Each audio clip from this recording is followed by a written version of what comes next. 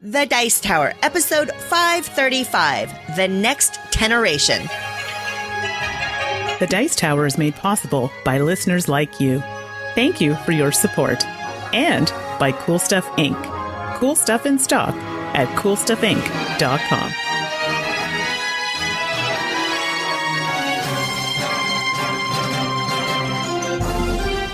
Welcome to The Dice Tower, a podcast about board games and card games, and especially the people who play them. In today's show, we try to make up a bit for Mandi missing the last episode and talk about our top 20 through 11 games of 2017. I'm Suzanne Sheldon. And I'm Mandi Hutchinson. Mandi, it is so great to have you back. It's so great to be recording with you again. How are you feeling? Oh, it's been rough. I missed you guys. I missed you. We missed you. And the gang. So, I'm happy to be back. So, yay.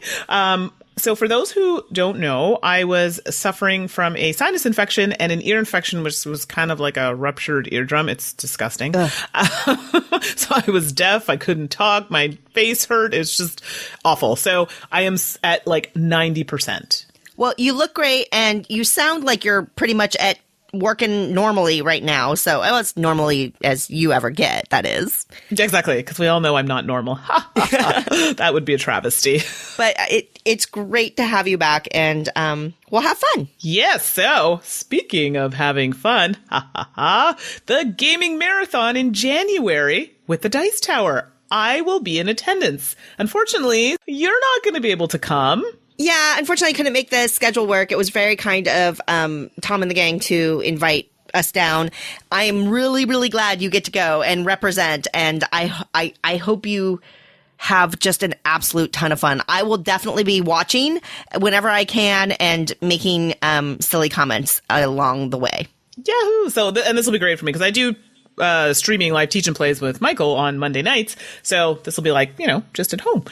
So it starts on January the 11th, and I believe it also goes on, happens on the 12th as well. So hopefully we'll see in the comments a lot of you there. That's awesome. Yeah, it's 30 hours, right? Yeah, so I think we're kind of like, break. So, on and then off for a bit and then on again. And I'm like a golden girl, so those late hours are going to kill me. Yeah, that's hard. I've done 24-hour gaming marathons before for Extra Life, and I don't know if it's because I'm old or whatever, but they certainly, they sound like a lot of fun, and they are fun. But as you get into that 19th, 20th hour, boy, you really feel it. So 30 hours, I hope you, I don't know. Yeah. You might have to start drinking coffee. Exactly. I'm like, yeah, I don't know. I might have to. But as long as we could make it taste kind of like hot chocolate, I can consider this. Oh, good point. We'll find a way to get you addicted to the good stuff somehow. One of these days. I'm going to get you and your little dogs, too. Oh, wow. That escalated quickly. Well, folks, we're going to have a slightly different show this time. Not super different, but first of all, with Mandi missing the last episode, she did do a very quick video for her top 10 that you can catch if you want to see that. But we'll recap our top 10s here because 2017 was such a great year for gaming. And really, we didn't want to be held to just our top 10. And we thought it would be really fun to dive a little bit deeper down into the list and talk about our next top 10 games. So that's what our episode's going to be about today. We're going to really just focus on our 20 through 11 games and go through all those, and we hope you enjoy that with us. So this is actually like our Boxing Day. I have to throw that out there because this is airing after Christmas, and after Christmas for us is Boxing Day. So sales. Anyway, I'm tying this in the fact that, maybe some of these games, if you're in Canada or places that celebrate, they might be on sale. That is such a wonderfully Canadian tie-in, Mandi. I know. Sorry, had to do it. Okay, so my list. And before we start, I actually did put a little video out on social media, on my Instagram and on my Twitter accounts with my top 10. So if you actually want to see it in action, you can do it there as well. I'm going to run through them 1 through 10. I know, not the other way, but we're going to do that for the next set. No, go the other way. Go 10 to 1. Go the other way? Yeah, go the other way. Oh, all right. Fine. Everyone likes the suspense. Yes. Okay, so number 10 for me was Custom Heroes. Number 9, Fox in the Forest. Number 8, London. Number 7, Pulsar 2849. Number 6, Dragon Castle. Number 5, Lisboa. Number 4, Azul. Number 3, Altiplano. Number 2, Near and Far. And my number 1 pick, Too Many Bones. Which I have to say, I was surprised by, and it's so cool that that was your number 1. That was a surprise to me. Our last experience with it really clinched it with John and Connor on the Dice Tower cruise. That was fantastic. So, yeah. True. It was a really fun game. Yeah. All right. My number 10, going the correct way. Number 10, Kokoro. Number 9, I overlap with Mandy with Fox in the Forest. Number 8, Kalimala. Number 7, Lost Expedition. Number 6, Sentient. Number 5, Barren Park. Number 4, overlap with Mandy, Azul. Number 3, overlap with Mandy, Altiplano. Yeah, we do have fairly similar tastes in games. Number 2, Mini Rails. And my number 1 game, number 9. So there you go. That's a quick recap of what I did in the last episode and what you may have missed from Mandy. So we wanted to give you that. Let's go on to our number 20.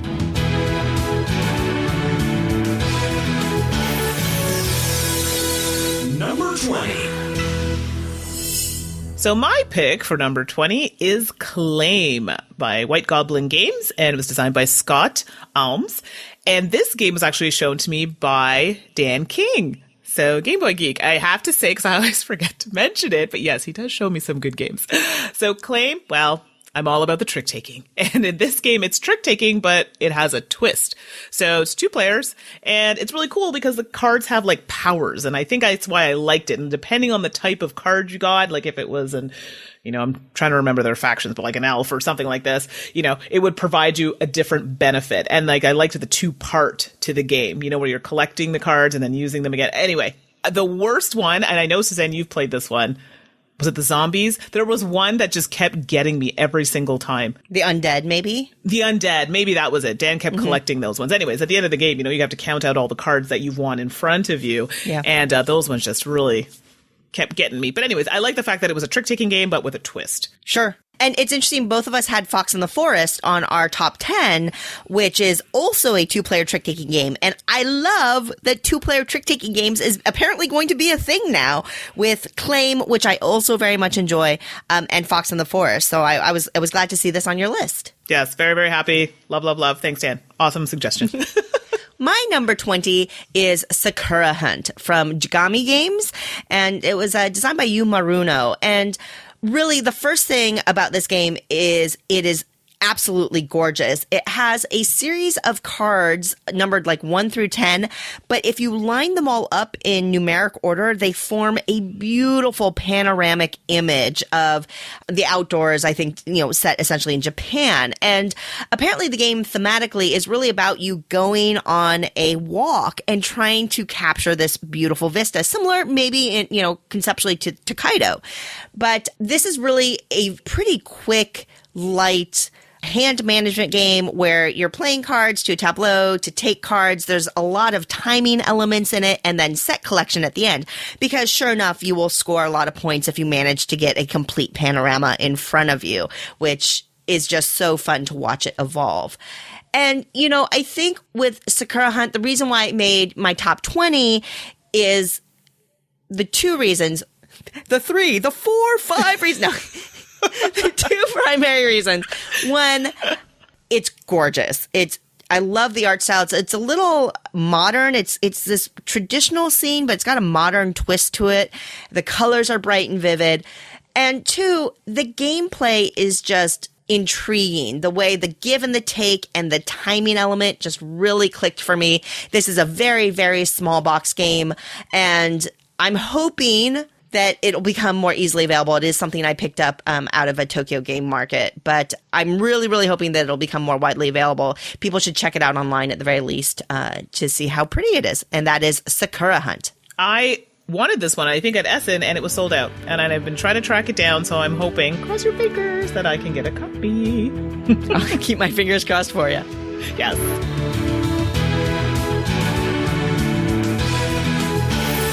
And now, number 19. So for my number 19, I decided to go with Sentient, which was published by Renegade Games Studio and was designed by J. Alex Cavern. I believe this is the same designer as, the Fair. World's Fair 1893. World's Fair, thank you. Yes, I love that game. So Sentient is one of those games where you're like, oh, it's so pretty. Can I tell you? I literally was like, wow, I really actually need to look up what it's about. Because it's just so beautiful. But I believe you're trying to, your robots trying to run your industry or your factory. And you're basically trying to do this by acquiring certain types of cards. Obviously trying to collect certain types. Like I think they're separated by military and things like that. And you want to get multiples of these cards because it works out for you in the long run. You also want to try and get majority when you're winning these cards because you'll get the cards. But then there's also points if you don't. But that's not a bad thing. They're just single points though. What's cool about this game are the dice. They're really nice to look at. However, you do get to roll them beginning of your turn, but then they're placed on your board. So when you acquire these cards, they have little things in the corner that may change their value. This is not always good because it doesn't always meet the requirement of the card, and it changes every time you place a new card beside a card you've already placed because it could add or subtract from what's there, which means you're changing other cards which you've already placed. So this sounds a little bit confusing. It really isn't actually when you start playing it. It does have a math element, which sometimes we go, okay, it takes me a bit to kind of work it out. But I really liked this. And Suzanne, you were actually, I think, the first person to teach me this game. Oh, that's so cool. Yeah, we've played it. I think we've played it twice together. And it actually made my number 6. I feel the same way. It's just a really delightful game. It's funny. For me, the theme doesn't really connect with me at all. It feels very abstract-y, but all the gameplay elements you just talked about, totally. Yeah, they're great. Yeah, so that is Sentient. Check it out. My number 19 is Pyramid Poker from R&R Games. And I don't really... It feels like this one maybe flew under the radar a tiny bit. I don't know what's building that perception, but this is a 2-player game where you have a huge pile of wooden blocks, and they all have a standard deck of cards printed on them, like, the 3 of spades, the 2 of hearts, whatever. And so you have basically a deck of cards in wooden block form. And the way that this works is you take blocks out of they're all face down. You take blocks out of the pile, and then you and your opponent take turns adding them to this pyramid that you build together in front of you or in between you.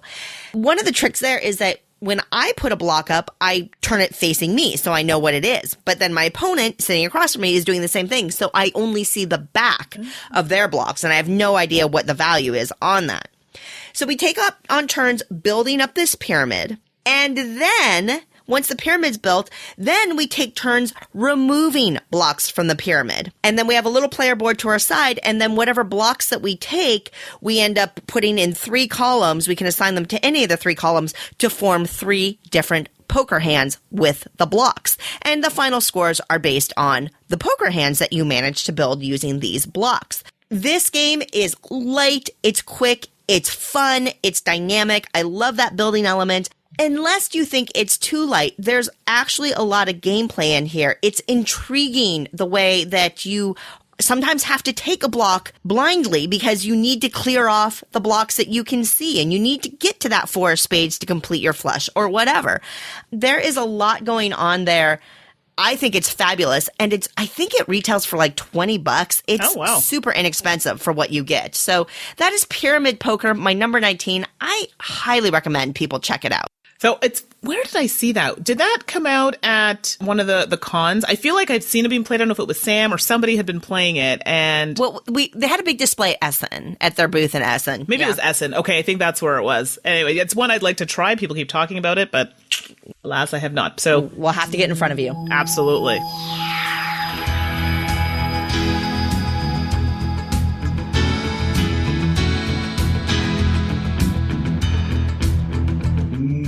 Number 18. So my number 18 is Sagrada, published by Floodgate Games, and it's designed by Adrian Adamescu and fellow Canadian Daryl Andrews. Sorry, I gotta give us props when we're, in the titles. So Sagrada is a very pretty game. I remember seeing this on Kickstarter and going, what is this? If you have not seen it, you would recognize it, I think, just by looking at it. So basically, you're trying to build up your stained glass windows, and you're using your dice to do so. Now, there are restrictions on how you place them, and it can be tricky because in the, I guess, design of the stained glass, I mean, there are certain colors on the board. And then when you place your dice, I believe, and please correct me, it's been a while since I've played it, but I think they have to be beside, adjacent to other dice. And I know they have these little kind of like objective cards that you can play with as well. And those will give you additional points. Anyway, I really enjoyed it. It's a fairly simple game, honestly. It's dice and you're placing them. And that's really what it comes down to. But it can be tricky. I'm actually not particularly good at it. But it looks really pretty playing it. So that is Sagrada. And I know you this is on your list as well. It is. Oh. Spoiler. I know, right? Sorry, I tend to do that. Not a problem. Number 18 from me is Harvest Dice from Gray Fox Games. This is a roll and write game and designed by Danny Devine. And I gotta say, it's just full of charm. It combines a roll and write game with dice drafting. So you roll a handful of dice, they represent different vegetables, and you're drafting these dice so that you can draw that type of matching veggie in your garden sheet that's in front of you. There's also, if you can't use a die, you can quote unquote feed it to the pig and mark off these areas in this little pig pen, which gives you a plus or minus ability. And it's really intriguing because the die that doesn't get drafted each round contributes to scoring. And so you could have a garden full of veggies that just aren't worth many points. Conversely, you could have a few veggies that are worth a lot of points. And it's really intriguing. It's very light, but that dice drafting, using your veggie garden, knowing when to toss your veggies to the pig. And so there's a lot going on there that is really fun. And instead of a lot of roll and writes where you're just marking off boxes or writing numbers, you can draw the veggies in the different boxes, little carrots and lettuce and tomatoes. And it just adds a little extra bit of fun to each game when you get to draw these veggies and compare how bad your veggie drawings are to your opponents. And I really enjoy it. That's Harvest Dice from Gray Fox Games. I like that one. That was a really cute one. My lettuce looked like, I don't even know what it looked like. It was like a square with lines on it. I don't know. Yeah. I think that part Modern alone, lettuce. Yeah, that part alone just made it so much fun. But it was light, fun, and quick. And I don't know. I actually really liked it. I didn't think, I'll be honest, I wasn't sure how I was going to feel about it because I'm like, it looks kind of simple. Maybe it's boring, but no, it was fun. Cool.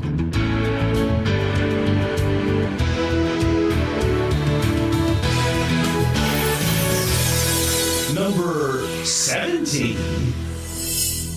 My number 17 is Topiary, published by Fever Games and Renegade Games Studio. And, look at that, published by Danny Devine. That's pretty cool. I feel like we're having That's awesome. Deja vu there. So, Topiary. Let's start off by saying Tom and I had a little discussion about this game, and he is right. I think it would benefit from a mat. I'm going to explain why. In this game, so you have a bunch of tiles. And what you're trying to do is, and I actually didn't know this. I'm sorry, I'm all over the place here, but I didn't know topiary was garden related. This was a new term for me. I had never heard this really? term before. No, I had never heard it. Oh. I know. I know many things, but this was new to me, so I didn't realize that. But basically in the tiles, you're trying to have a line of vision to what you can see. So what I mean by that is the tiles are numbered 1 through 5, and they have different designs of trees on them and whatnot. When you're placing your meeples, because every player's going to have a chance to place a certain amount of meeples, you can place them at the end of a column or a row, but even on diagonals. Which is actually, I initially missed that the first time I played, but yes, you place them on diagonals, and what you want to do is you have a hand of tiles. You're going to take one of the tiles from the row where you've placed your meeple, and then you're going to place a face-up tile where you took that tile from. You want to be able to see the number, so you don't want to have a 5 and then a 1 behind it. You want to try and have a 1, 2, 3, and so forth, because at the end of the game, these are going to score for you all of the tiles that you can see. Now, there are other ways to score points at the end, and at the end of the game, how do I explain this? You don't get points throughout the game. It's all really end game scoring. So you really have to pay attention. It's abstracty a little bit, and it's not an overly lengthy game, but it does make you think. And you can be mean. I think I was a little mean to Eric. No, wait. I think that was Stephanie. Uh-oh. I think Stephanie blocked him. So Stephanie is his wife, so she's allowed. Blocked him a couple times, but we had such a good time when we played it. But yes, I do think a mat would be great because it is, there's a lot of meeples that get placed around the board. But overall, a lot of fun. Really enjoyed it. And that is Topiary. Well, my number 17 will sound familiar because it is Sagrada from Floodgate Games. And everything you said, Mandi, clicks with me too. I love the puzzly nature of it. I love the dice drafting. The visual of it is, of course, quite beautiful with the, shiny translucent dice. I would be curious to know how people who are colorblind deal with it. I suspect that it's not the friendliest thing. I've always heard that translucent components are a little harder to manage for colorblind people, but for those who aren't colorblind, it's certainly gorgeous on the table. That puzzly element that I just mentioned, love it. And I'm also very, very bad at this game, because it's really important with that adjacency rule that you don't block yourself off or work yourself into a corner where you don't have options when those dice are being drafted. And I seem to always manage to work myself into just that position where I'm cornered and end up having a lot of blank spaces. So I guess stained glass designing is not in my future, unfortunately. But Sagrada is a great game. I feel like it's very accessible, it's with its appearance and its theme. It's unique. And sometimes that alone is worth a bump on a list. So that was Sagrada.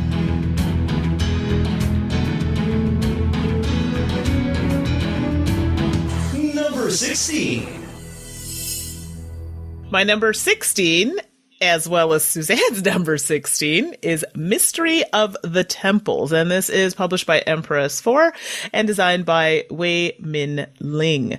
So Mystery of the Temples, I'm going to try my best to explain this because honestly, this is my explanation. This is where I'm going with it. So in the game, you're basically, if I'm not mistaken, trying to acquire crystals. And you're trying to, oh my gosh, I'm totally screwing this up. Well, okay, so let me, maybe I can help you out. Because literally in my brain, this is my brain. Crystal, cards, temples. Great, done. So the mystery of the temples is that the temples have been cursed. And so really the point of the game is to break curses on these temples that are set in a ring on the table. And all the components are really made up of cards or these plastic crystals. And you basically have a curse breaker that's hopping around the cards that create locations, and you're either picking up crystals or breaking curses. Mechanically, the game is super simple. Where one of the areas it starts to get really interesting is that when you take crystals, you have a personal crystal matrix. And it's this little card that has spots for crystals that are connected by lines. So you can put the crystals anywhere you want into the different spots on this matrix. But in order to break a curse, the curses are basically color strings. So, red, blue, yellow, whatever. In order to break that curse, I would have to be able to remove a red, yellow, blue crystal off of my matrix in that order. So you have to be able to follow a continuous line. So that planning as you're gathering crystals, but also placing them is really interesting. And the curses get longer. So maybe you go red, yellow, blue, and you get 4 points. But if you go red, yellow, blue, purple, you get 8 points. So, there is this element of, do you push your luck and try to go around to get the resources, or will somebody else snag that from you? Because once that spot is blocked, it's blocked. It is light. It's easy to teach. It is flipping gorgeous. The art on those temples is stunning, and it's in a super teeny tiny box. So I think the size and the appearance of the game, plus a nice light, but it's something there, some real gameplay there. It's a lovely little package that I think with its portability and everything, I'm going to get a lot of play out of it. Yeah, so unfortunately, I only got to play it a couple of times. So people are like, oh, it's on your list. I'm like, yeah, but I don't need to play a game 20 times to know that I like it. Mm-hmm. So this is why I threw this on the list. But literally, I was blinded by the crystals, okay? So that is why I wasn't really paying attention to what it was actually about. No, and I mean, you did quite well, I think, in when you and I got to play it together. So you can joke about the crystals all you want, but I saw your brain moving. I also seem to recall you snagged a couple of temples out from underneath me by breaking a curse before I could. So yeah, well, we won't talk about a certain game where you were getting a little stabby, so I had to get that in there. No. And for people who are interested in Mystery of the Temples, it's published out of Taiwan, but actually, just in like the last week, Deep Water Games was created. And this is a group of people within the games industry that have formed a publishing arm. And their first big deal or arrangement is that they will be distributing Emperor S4 games to a broader audience. So if Mystery of the Temple sounds interesting and, you're not in Taiwan or, it's not easily available, if you just wait a little bit, I think you'll be able to get it pretty darn soon.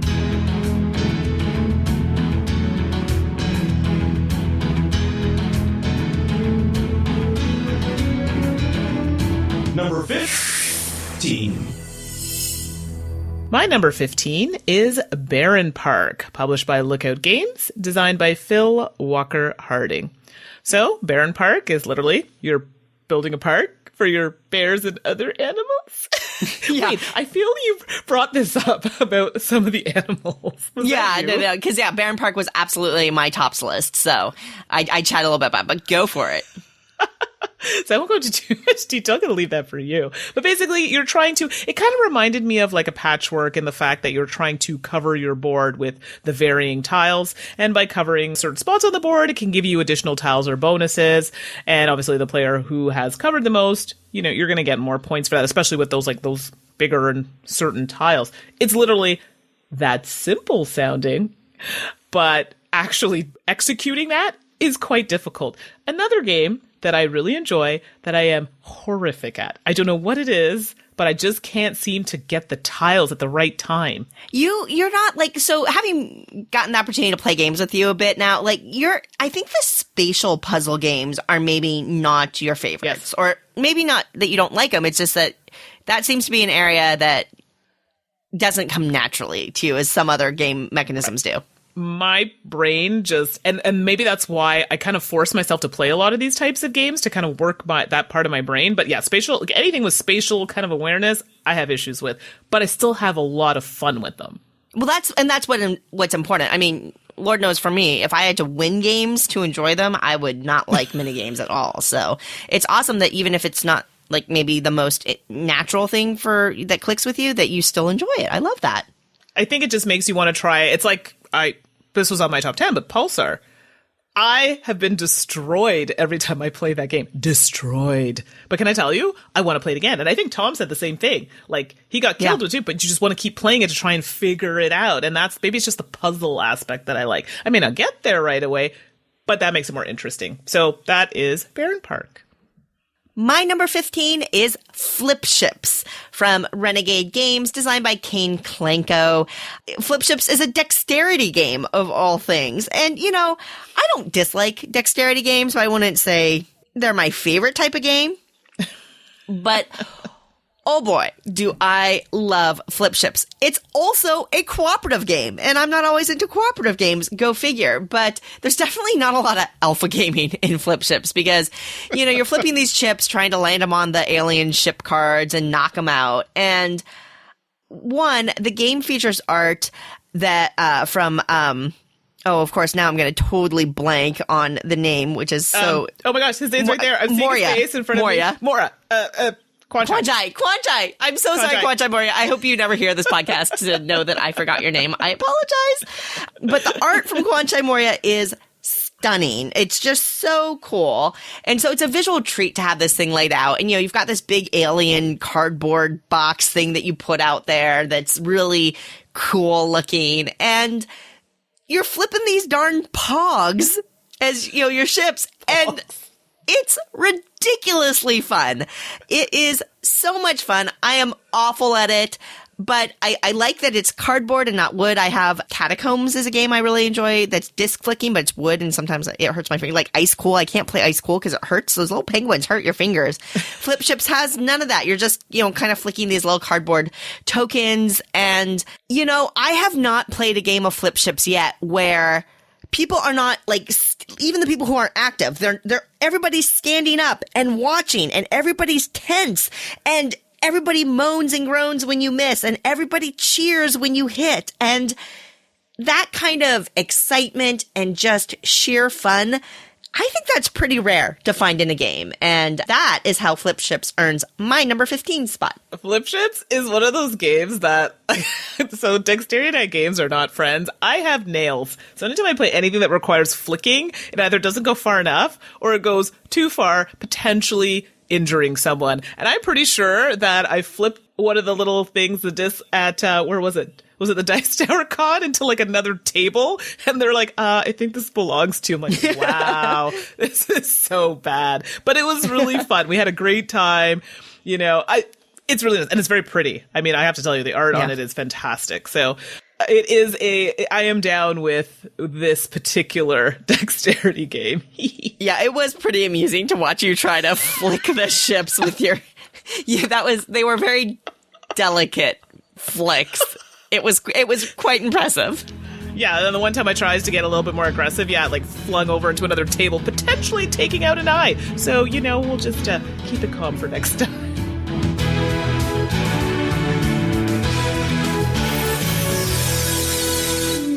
Number 14. My number 14 is Whistle Stop by Bezier Games. And hey! Designed by, yeah, wow, that's right. Double Trouble. We align! Yay, we lined up. My number 14 is also Whistle Stop. And yes, designed by Scott Caputo. So in Whistle Stop, it's a rail type game, and you're trying to deliver goods, and you're trying to create a whole bunch of rails in order to do so. So you start with multiple trains in order to do that, and you're trying to create it using tiles that you have in your hand, and then you can acquire them as your turn continues. Some of these tiles have special areas where you can actually acquire or trade different types of goods. Some of them are also going to provide you with shares if you can complete it by supplying the kind of goods it's asking for.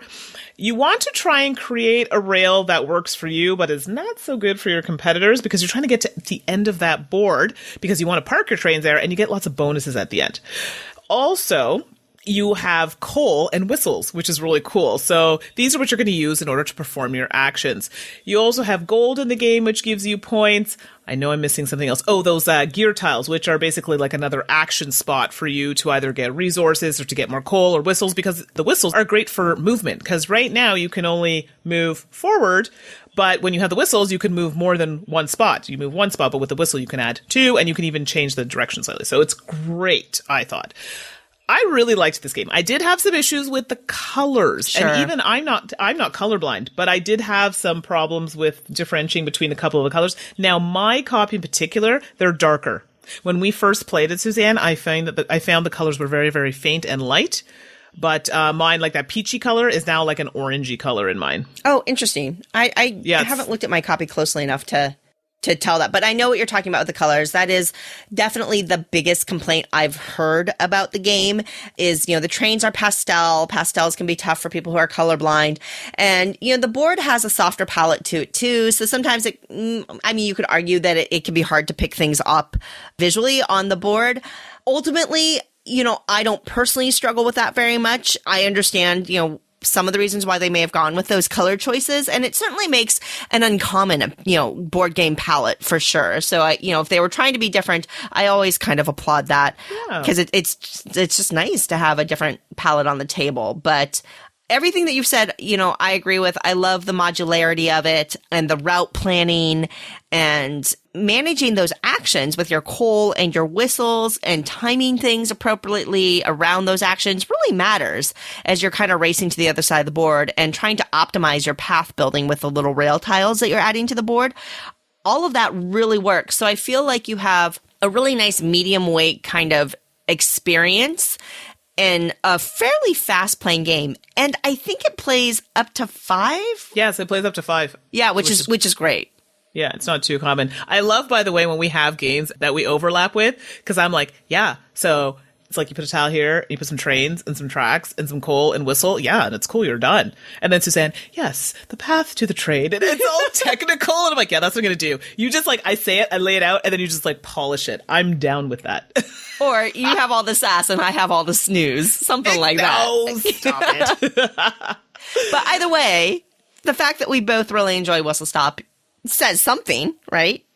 Yeah, and if I recall in our game, I was like, yes, I'm gonna win. Oh, I can't celebrate too openly. And then I'm like, we're doing the end game scoring. I'm like, oh, this isn't happening. She was so behind, and I'm like, how did she win? Oh my goodness. Wah, wah, wah. Yeah, I deserve that. That's Whistle Stop.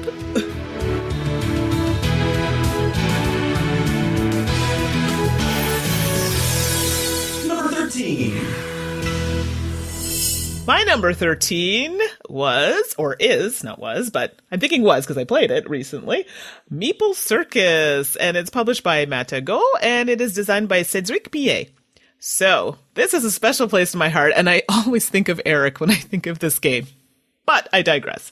So, in this game, I don't know if you would consider it dexterity-ish, but you're basically you're doing a performance, and you've got 3 rounds. You have like a rehearsal, and you also have, I think it's like a rehearsal, and then you're kind of preparing for the show, and then you have your actual show. So in the first 2 rounds, what you're trying to do is you're trying to acquire materials you need in order to do your show. So meeples, horses, things like that. And you have a listing of cards that are laid out of the type of performances that you can incorporate into your act. And you're timed. So you have an app for it that you can use, and it has music, the whole do, and you have that for about 2 minutes. So you want to try and get as many acts in there as possible before it ends, because then you're going to look at the cards and say, okay, how many did you complete? You get points for that. And additionally, the types of meeples that you're using are important, and their height. For example, the red meeple, the higher up that is, you're going to get more points for that versus having certain colors lower on the ground. And they'll give you points. When you get to the final act, I have to jump ahead to this. It's my favorite part because this is where I think of Eric, because our first game, his was hilarious. But you are doing your act on your own this time, and you have like a caveat. So something that you have to do while you're performing your act. So in Eric's case, his was every time the music had applause, he had to get up while in the middle of what he was doing and go, thank you, and take a bow. I don't know why. I found that so hilarious. And maybe just because I pictured Eric wearing like a circus type outfit as he was doing it. I don't know. Anyway, that is Meeple Circus. Love it. Yeah, I don't know. Now I'm like, I love all of my games in my 20 through 11, but I do really love Meeple Circus as well. So I don't know. This is why tops lists are so tough. I struggle with them. But yeah, that's a great choice. And my number 13, we've talked about a little bit already because it is Topiary from Fever and Renegade. It is ultimately an abstract game.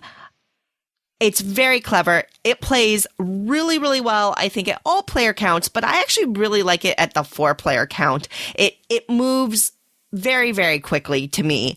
And it's kind of a great filler in that way. Mm-hmm. Especially because it has really quick setup time and things like that.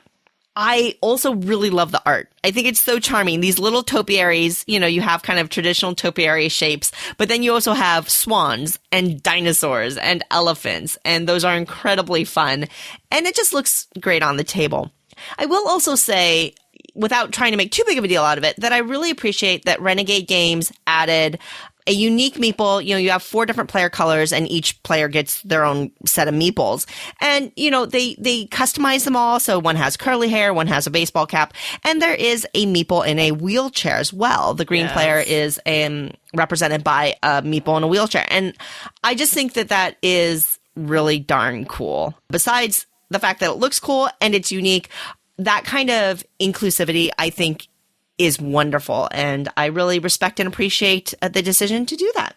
And I remember hearing about it. So my copy, I haven't opened my new copy. The copy that I was playing with was the kind of not prototype, but the one before they made the changes. And and that's right. So now I really got to open it. My friend is going to be thrilled. So one of my friends is actually in a wheelchair, and it's funny. She comments it all the time how she never sees any. I'm not complaining, just mentioned it. So now I'm going to be like, look at this. Yes. So I'm super excited. And I know that, originally the meeple shape was going to be more of a traditional shape that you might see more like in, handicap parking spot signs and things like that. But my understanding is Renegade actually reached out to some people who are in wheelchairs and showed them the shape and got their input on it and changed it based on their feedback. They're like, no, just because we're in a wheelchair doesn't mean we're not active and things like that. That old symbol is very stagnant and very, dated. So we prefer representation that shows motion and action, which makes total sense. And so that's why you see that very specific shape of that meeple too. I mean, that's how much thought and care went into it. Was it a huge effort or deal? Probably not. But was it thoughtful and considerate? Yeah. And that is so rad. But you hit the nail on the head there. Was it, time consuming, take a big deal? No. So that means anybody can do that, right? So just take the time. So I think that's awesome. Number 12. My number 12 is number 9. That sounds really weird. And that is published by Abacus Spiel and Z-Man and designed by Peter Wickman. Number 9. Number 9 is another one of those games where I have some difficulty. But you basically have 9 tiles, or 9 shapes, I guess you can say, and you're trying to place them in different levels. You want to be careful here, and I had issues with this because you have to be able to cover them. You can correct me if I'm wrong, Suzanne, because I know you've played this game more than I have. But you have to place them where it's not hanging off or it's not covering, certain areas. Like it has to, any gaps, right? It has to, kind of line up. And obviously, you want to try and get them on as high a level as possible because it's going to give you more points. So this is another one of those kind of, I'm going to say tile kind of placing games where you do you have to strategically think about it. It looks fairly simple. You're like, it's just some tiles, toss it around. No. You think you're smart and you're like, ooh, I put that 0 there. Oh, shoot, there's a gap. Can't cover that. It is a mind bend for me, but I love it. And I know you really like this one. Yeah, it was my number 1. Yeah, that's right. It was your number 1. Yeah, that's how much I like your it. Your number 9 was your number 1, but it's my number 12. Yeah, we could. This is a fun train to ride on. I'm sorry. I had to go there. I definitely think it's so great. I love that it's in your, I love that it's your number 12 game again, because you don't maybe love or you don't inherently click with the spatially things, and yet there you are enjoying it. And I think that says a lot about the game. No, it's true. Exactly. So, and that's, if you look at my top games, you're going to be like, wow, it literally fits my ADHD mind. It is all over the place. But for me, as long as a game is fun, don't care. Even if I'm terrible at it, but I still had a good time, perfect. That's how it should be. And that's probably why I have so many different friends to play with, because they're all like, we all enjoy different things. It's amazing. So yay for me. Well, okay, so your number 12 was number 9, which is my number 1. Right. And my number 12 is 21. Oh, no. And if you reverse, wait. And if you switch the 2 and the 1, come on. Oh my gosh. That is... Wow. Mind blown. We are reading way too much into silly. This. So 21 is actually, if you ever want to look it up, it's actually spelled out TWENTYONE. 21 is a roll and write game published by NSV and White Goblin. I apologize in advance for any of our US, Canadian listeners that this is right now only available in Europe. It's a German publication, and I haven't seen it get picked up for distribution yet, which is a shame because it is so good. It's actually designed by Stefan Bendorf and Reinhard Stope, which, if you don't know those names, you may know a couple of their other games, including The Game and Quicks. So to me, Stefan Bendorf is actually kind of like the godfather of roll and write games in a lot of ways because of his history with things like Quicks and now 21. Mm-hmm. Mandi, you've played 21 with me. This is a really great roll and write where players roll dice and everybody can do things with the dice on their own score pad, but there's enough differences where the values are variable to different people. A red 6 may mean a lot to me and not as much to Mandi. And so that kind of tension and difference is really interesting. It's super quick. There's an element where the game ends when people when a person has filled up all of their rows. So there's kind of this interesting race element where, you could rush the game a little bit and take fewer points row by row, but try to finish the game before other people get points too, and do that. That's a viable strategy. Basically you're rolling dice and filling in these sheets.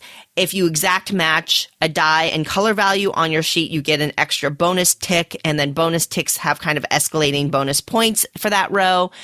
It has those qualities of roll and write games that I love, where the rules are incredibly simple. The mechanisms are incredibly simple. But once you get into it, you are actually making meaningful, interesting choices in a very light, quick game. And 21, one of my favorite roll and write games right now. And that is why is my number 12. Sorry, I can't. I know. It. This is too silly. This is one I know you had taught myself, and you taught Rodney, I believe, was there. There's a few of us, and I had to get a copy, so I love it. And we also mentioned this in a previous podcast in an all access gaming, if I'm not mistaken.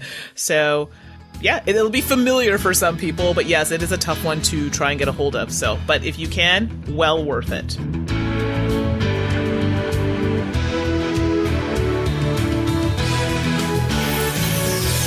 Finally, number 11. My number 11 is Century Spice Road by Emerson Matsuuchi, and it is published by Plan B Games. So I have Century Spice Road, but I also have the Gollum edition. Oh, the Gollum edition, so pretty. But if you haven't played this one, so basically I think in the Spice Road you're supposed to be traders, if I'm not mistaken, like your spice traders or merchants. Yeah, that's traders. And it's a really straightforward game. You literally have a market of cards that you're trying to acquire because they can provide you either with resources that you can use, and the resources are varying colors and varying, what's the word I'm looking for? Not worth, but the yellow ones, for example, are your basic. And then in order to get to the next color, I think it's like green or something like that. Anyways, they get harder to acquire, so you need cards to help you to kind of transform into the next color or next resource. You have objective cards, or not objective cards, but cards that you're trying to win with your resources, making sure you can meet the objective of having all the resources, and they give you points, what's listed on the card, and also they give you the coins, which are also worth points at the end of the game. The market is one of those ones where it refreshes, but you have to, if you want one that's in the middle of the market, you have to place resources until you get to the card that you want. So you're basically kind of giving away some of those to other players. But I'm a little cheap. I always take the free one unless it's something fantastic. So it doesn't hurt me too much. You have a hand of cards that you're working with to start, but you obviously can gain more cards in the market that you can use. I do like the refresh action as well. So if you run out of cards, you just kind of pick them up and then you got them all back in your hand again to play with later. I love this game. And I remember when I played this game, I always bring this up, but this is when I first met Tom. Oh, really? When this game, I was at a international tabletop day game at Z-Man, and Tom was there. And I heard him saying, "Oh, this game's really good." And he just like kept going on about how fantastic it was. I think he played it like 3 or 4 times. Apparently he did not play it with Eric. Ooh, but I digress. And I just heard him saying how good it was. So I tried and I'm like, this is really great. People compare it to Splendor. I'm telling you right now, I'm not a huge Splendor fan. I do not find this game like Splendor. So I don't know. Maybe I'm weird on that one. But when we first played this game, the Gollum edition was the one that we were kind of more looking at. So both great. This is a game, I like the mat, and I'm not a mat person, but the mat makes a huge difference. And I actually like the insert for this game. Oh, the insert's great. Yeah, the way all the components and cups and everything fit into the box. Except the mat that you just said you liked doesn't fit in the box. And that does make me very, very sad. Yes. I don't know how they could have gotten around that, but yes, I agree. Maybe like I don't know. Yes, I agree with you. It was great until you got the mat. I'm like, what do I do? So when I bring it, I have to like carry the mat and the game. Yeah. I mean, it's a nitpick. It's such a minor nitpick, but it would be it's almost perfect. And if that mat fit, it would be just aces. So much. And I'm going to throw it out there because we just heard or have seen that they're coming out with the next in the series. Eastern something. Anyway, it's escaping my mind right now. But yes, the next in the series. So if you have the Gollum edition, because I know this question came up when Tom had mentioned it, the Gollum edition does not play with the new one coming out. You need to own Century Spice Road in order to play with the new one that's coming out. Gollum is just a standalone. It's really just like a prettier version, in my opinion, of Spice Road, which is also lovely, but it is not meant to be played with any of the other installments. Yeah, in fact, Plan B has kind of said, there's a long history for where this game came from. But Plan B has said, Gollum was kind of a surprise release. And Plan B has said, no, we're not going to expand it. This is kind of a one-off because the art was already done. And that, moving forward, the Century Spice Road is what we're going to continue to expand because it's actually planned as a trio of games, the Century Spice games. That's right. Which is super duper cool. But yeah. I know in online chatter that I've seen, there's a lot of moaning and groaning, because a lot of people do really enjoy the Gollum edition art and aesthetic. But then there's, I don't know, do gamers have betting pools that they do? Because it feels like people want to bet whether or not Plan B chooses to actually expand Gollum or not. Because Gollum was originally not going to get published, but then, they surprised us with it. I bet. Okay, so the internet can yell at me later, but I'm betting they don't expand it. I think one of the primary reasons they were able to do it all is that the art was already done, and that was probably pretty expensive, and I don't know if they'll replicate it, but we'll see. I mean, I love them both, but I have to tell you, the Gollum, the Gollum art and everything, it's calling my name, so love it. So Century Spice Road was my number 11. And my number 11, which is technically the tops of this episode's list, is Heaven and Ale. This is an Eggert Spiel release. And for those of you who watch the industry a little bit, such as myself and Mandy, you will know that Plan B games that we just talked about actually purchased Eggert Spiel. And so Plan B will be bringing Heaven and Ale to a broader market, which I am so excited about because boy, oh boy, do I love this game. I gotta admit, it's got a kind of a punny name, and it's about monks making beer. I thought it would be kind of a fun, lightweight Euro. So, we lay it out, and, you're reading through the rules, and you're like, oh yeah, this will be great. It's, it's this little action selection, blah, blah, blah. The moment it hit us that, oh, wait a minute, this game has some teeth, was when we realized there's this scoring marker thing that each player has. And there's all these different elements, 5 different resources, 4 different monks. You can only score each of those once the entire game. And that turned the whole thing on its head for us. And all of a sudden, the tension ratcheted up and every decision became much tougher in such a wonderful way. In Heaven and Ale, it's very mechanically simple. It's cool. A lot of it is in this action selection where you go around and you get tiles, resource tiles or monk tiles that I just mentioned, on this track. And it's just a little loop, and you can move your little representative meeple to any spot on the track anywhere. You can skip over other people. There are ways you can land on the same tile. It's free choice day. But you can't ever go backwards. So, if you really want that water tile, that 5-point water tile up there, but you have to skip a whole half of the track to get there, those are all sorts of actions or resources that you're going to miss out on. But maybe you have to do that. And I love that mechanism. There's something similar in a game called Francis Drake, which is one of my all-time favorite games. Really? Yeah. That interesting. That one-directional action track I just think is really cool. And then you have a player board where you're kind of building up your brewery or your capability to make tasty beer, which I actually don't like beer. So, but hard cider. There we go. And there's a shady side to your fields and a sunny side. And you get these resource tiles, and they produce different things depending on which side of the board you put them on, the shady or the sunny side. They'll produce money or they'll produce resources for you. Money is incredibly tight in this game. The economy is stressful. It's tight but not mean, which is a question somebody asked me about. I'm like, no, it's not a mean game, but it is a very tight game because ultimately you have to have money to be able to get these tiles onto your board. But you have to have resources because that's what's going to score you points at the end of the game. It does have a unique scoring mechanism that was kind of weird, where you get all of your resources, you try to get all of your resources advanced on this track. Then they consolidate. So you're also moving this other piece, and depending on where this one piece lands, your highest value resources will come down and your lowest value resources will go up until they kind of meet.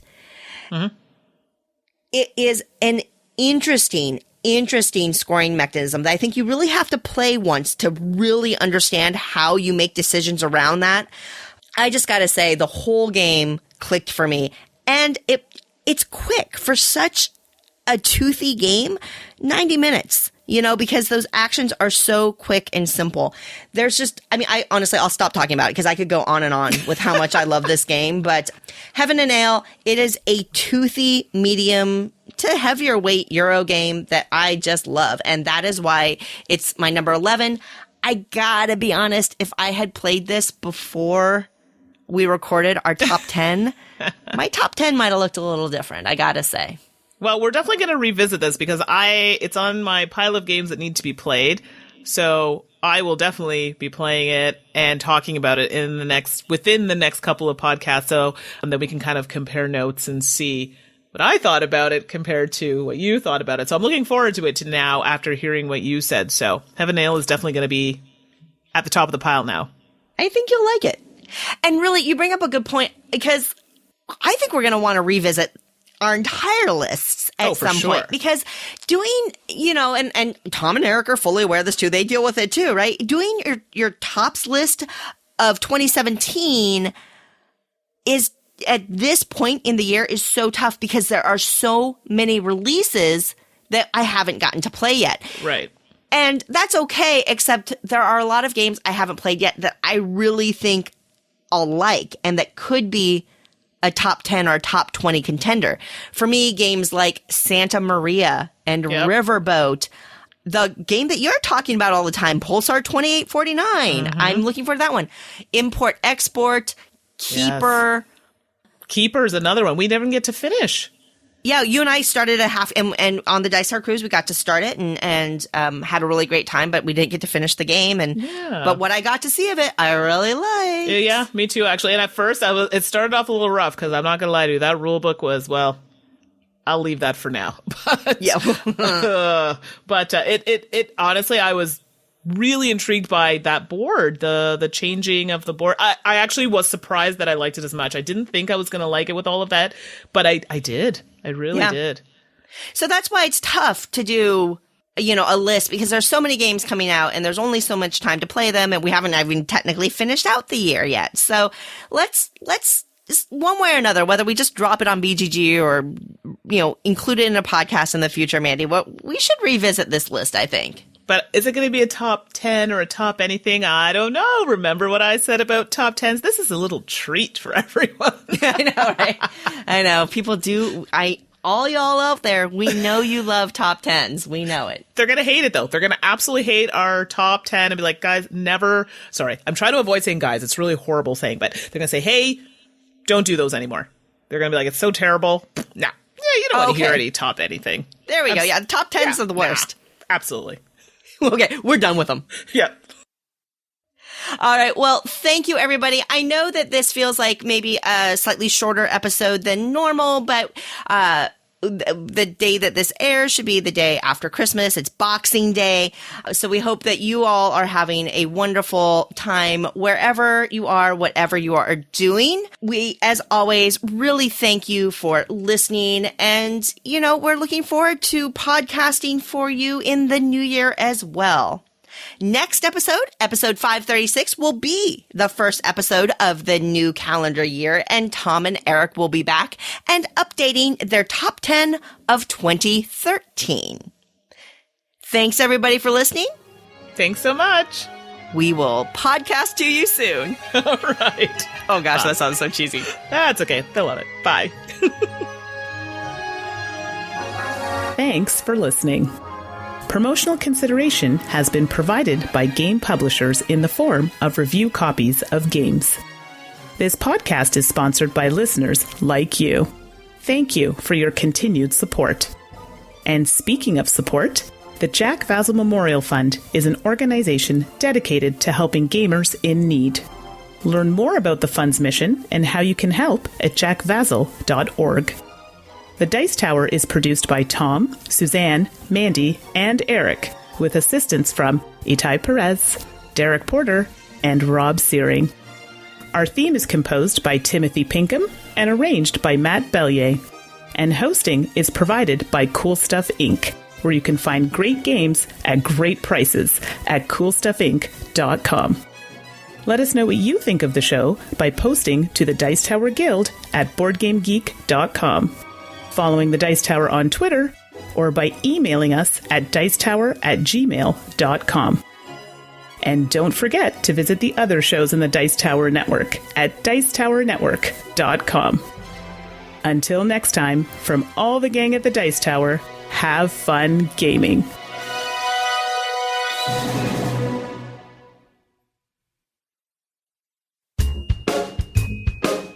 So it's that time, 2 truths and a lie. So I'll start with revealing my last week. We'll go through the list here. Well, and it's been a while. It's been, I know, and I feel like looking at it, I'm We've had like, a lot of one-off episodes, so it'll be good to recap him. Yeah, exactly. To help me remember. So, Mandi is not my real name. I've spent time with a tiger in an enclosure, and I own 700 games. If you guessed I own 700 games as the lie, you would be correct. Oh my goodness. The tiger was a little scary, but was super gentle after. The panther, however, was something else. Bagheera, not so nice. Where is this happening? I was in Toronto. My friend does work on movie sets and stuff, so I get to see some really cool animals. Yeah, it's very fun. So wait, you were actually on the set of the live Jungle Book movie? No, so this was actually some of the animals are used in movies like Life of Pi. The tiger was used in Life of Pi. So these are just they train them, and it's like a sanctuary type place. So yeah, that's cool. So I get to visit. It is so cool. And 700 games. Yeah, that would be more up Suzanne's alley, but we'll leave that for another time. Okay, Suzanne, on to you. All right, my last one was I lost my inheritance in the stock market in the tech bomb. I have over 60,000 Magic the Gathering cards, and I'm allergic to bee stings. And my lie is that I'm allergic to bee stings. I'm not allergic to bee stings. I don't enjoy them, but I do own a lot of Magic the Gathering cards. It's the game that got me into the hobby. I think your list is like legit blowing mine out of the water. What? 60,000? Yeah, I have a lot of them. And I did actually lose an inheritance in the tech market farm. I was told, oh, you're so smart to invest your inheritance instead of like spending it. And then I bought into tech stocks. And wah, wah, wah, wah. All right, Mandi, what's your new 2 truths and a lie for the show? Here we go. Not too exciting, but I think you can all guess these ones. Christmas is my favorite holiday. I wore braces, and I had turquoise hair. Ooh, what about you, Sus? I know. One of those isn't true. All right. For me, I dressed as Wonder Woman 3 Halloweens in a row. Wow. I dressed as a stormtrooper for Halloween. And I dressed as a Bumblebee girl for Halloween. I sense a theme here. So there you go. And good luck.